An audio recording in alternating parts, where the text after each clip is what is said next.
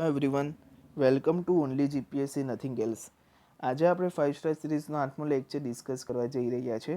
આ લેક્ચરમાં આપણે 5 મહત્ત્વના સવાલો ડિસ્કસ કરીશું, જે કરંટ અને સ્ટેટિક બંને હશે અને આવનારી બધી જ જીપીએસસીની પરીક્ષામાં ખૂબ ઇમ્પોર્ટન્ટ સાબિત થશે. તો ચાલો મિત્રો, આજનો ફર્સ્ટ ક્વેશ્ચન ડિસ્કસ કરીએ. ન્યુમારીગર રિફાઇનરી ઇઝ લોકેટેડ ઇન. તો આ ન્યુમારીગર રિફાઇનરી ક્યાં આવી છે? તો એ મિત્રો અસમમાં આવી છે. હવે આ પ્રશ્નને લેવાનું તાત્પર્ય એ હતું કે છેલ્લા 2 વર્ષથી એનઆરસી ચર્ચામાં છે.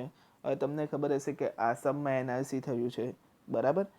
હવે 1985માં જે આસામમાં સ્ટુડન્ટ યુનિયને આસામ એકોર્ડ કર્યો હતો, એ જ વખતે આ ન્યુમારીગર રિફાઇનરી બની હતી.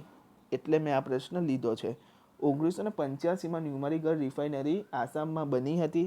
2000માં એનું કોમર્શિયલ પ્રોડક્શન ચાલુ થયું હતું.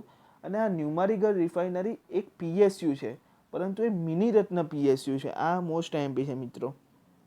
તમને ખબર હશે કે નવરત્ન, મિની રત્ન, મહારત્ન આવે છે, બરાબર.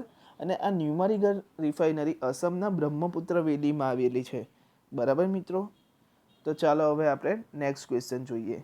Often in news, ways and means advances is a temporary credit facility provided by the. તો હવે આ વેઝ એન્ડ મીન્સ એડવાન્સીસ કોણ પ્રોવાઈડ કરે છે? તો એ આરબીઆઈ પ્રોવાઈડ કરે છે. હવે હું તમને સમજાવું વેઝ એન્ડ મીન્સ એડવાન્સીસ શું છે. તો મિત્રો, તમને ખબર હશે કે કોરોનાના સમયમાં આપણા સેન્ટર અને સ્ટેટને રૂપિયાની જરૂર હતી, બરાબર. તો એ બોન્ડ્સ અને સિક્યોરિટી તો રૂપિયા લે, પરંતુ એને એડવાન્સમાં ઘણા બધા રૂપિયાની જરૂર હોય, તો એ આરબીઆઈ પાસે રૂપિયા લેશે, બરાબર. તો હવે આરબીઆઈને ફ્રીમાં નહીં આપે, આરબીઆઈ એની પાસે ઇન્ટરેસ્ટ રહેશે. તો ઇન્ટરેસ્ટ રેટ કેટલો હશે કે જેટલો એ વખતે રેપો રેટ હશે, એટલા ઇન્ટરેસ્ટ રેટે આરબીઆઈ સ્ટેટ અને ગવર્મેન્ટને રૂપિયા આપશે, બરાબર. અને 90 દિવસમાં સ્ટેટ અથવા ગવર્મેન્ટે જે વેઝ એન્ડ મીન્સ એડવાન્સીસથી જે રૂપિયા લીધા હશે, એડવાન્સમાં જે રૂપિયા લીધા હશે, એ આરબીઆઈને ચૂકતા કરવા પડશે, એટલે આરબીઆઈને આપવા પડશે, બરાબર. તો આ હતો આજનો સેકન્ડ ક્વેશ્ચન. ખૂબ આઈએમપી કે ways and means advances mechanism એ આરબીઆઈનું છે, બરાબર. થર્ડ ક્વેશ્ચન, આ ઇઝી ક્વેશ્ચન છે મિત્રો. આ પણ મેં કરંટ રિલેટેડ લીધું છે, કેમ કે તમને ખબર છે કે સાયક્લોન પછી ભૂકંપ આવું બધું આપણે ત્યાં આવતું જ રહે છે. National disaster management authority is headed by. તો આ ઇઝી ક્વેશ્ચન છે. National disaster management authority PM head હોય છે, બરાબર. હવે 23 ડિસેમ્બર 2005ના દિવસે ડિઝાસ્ટર મેનેજમેન્ટ એક્ટ બન્યો હતો, બરાબર. ત્યાર પછી નેશનલ ડિઝાસ્ટર મેનેજમેન્ટ ઓથોરિટી બનાવવામાં આવી હતી અને હેડ પીએમ હોય છે. એવું ને એવું સ્ટેટ ડિઝાસ્ટર મેનેજમેન્ટ ઓથોરિટી હોય છે, એમના હેડ સીએમ હોય છે, બરાબર મિત્રો. Next question, emission gap report is released by. તો મેં કાલે પણ કહ્યું હતું કે રિપોર્ટો ખૂબ ઇમ્પોર્ટન્ટ છે. એમિશન ગેપ રિપોર્ટ મિત્રો યુએનઈપી રિલીઝ કરે છે. હવે યુએનઈપી એટલે યુનાઇટેડ નેશન્સ એન્વાયરમેન્ટ પ્રોગ્રામ. હવે આ પણ યુએનની બોડી છે. હવે આ એમિશન ગેપ રિપોર્ટ મિત્રો એ ગ્રીન હાઉસ ગેસનું કેટલું રિડ્યુસ થયું છે એના માટે હોય છે, બરાબર.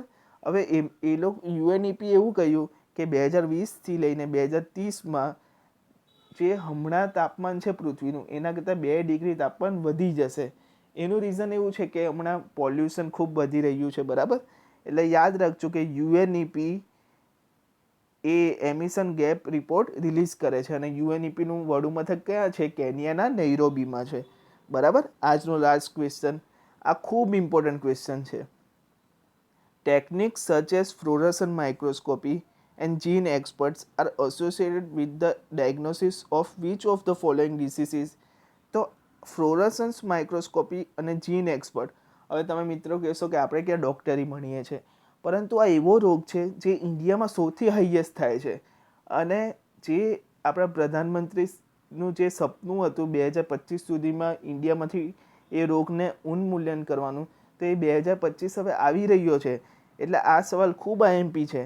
હવે આ જે ફ્લોરોસન્ટ માઇક્રોસ્કોપી અને જીન એક્સપર્ટ, એ ડાયગ્નોસિસ એ ટ્યુબરક્લોસિસ રિલેટેડ છે, બરાબર. એટલે ટીબી રિલેટેડ છે. ટીબીથી ઇન્ડિયામાં સૌથી વધારે મોત થાય છે. હવે WHO ટાર્ગેટ છે કે 2035 સુધીમાં ટીબીને ઉન્મૂલન કરી દેવું, એટલે એલિમિનેટ કરી દેવું, અને ઇન્ડિયા 2025 સુધીનો ટાર્ગેટ છે, બરાબર. તો આ બે જીન એક્સપર્ટ અને ફ્લોરોસન્ટ માઇક્રોસ્કોપી મહત્ત્વની ટેકનિક છે. અને ટીબીની દવા કઈ છે? રિફેમ્પસિન, બરાબર. આ રિફેમ્પસિન નામની દવા છે એ ટીબીમાં કોમનલી યુઝમાં આવે છે, બરાબર. કાલે પણ આપણે ટીબીનો સવાલ ડિસ્કસ કર્યો હતો, એમડીઆર ટીબી અને એક્સડીઆર ટીબી, બરાબર. ના જોયો હોય તો મિત્રો પાછા જોજો. અને આજનો કોર્સ નથિંગ ઇઝ પરમાનન્ટ, એટલે મિત્રો કંઈ પરમાનન્ટ હોતું નથી. દુઃખ હોય કે સુખ, આપણે નિરંતરે મહેનત ચાલુ રાખવાની, અને એક્ઝામ આવે તો આપણે પાસ કરવાની જ છે. એટલે આપણે નિરંતર મહેનત કરતા રહો અને રિવિઝન કરતા રહો.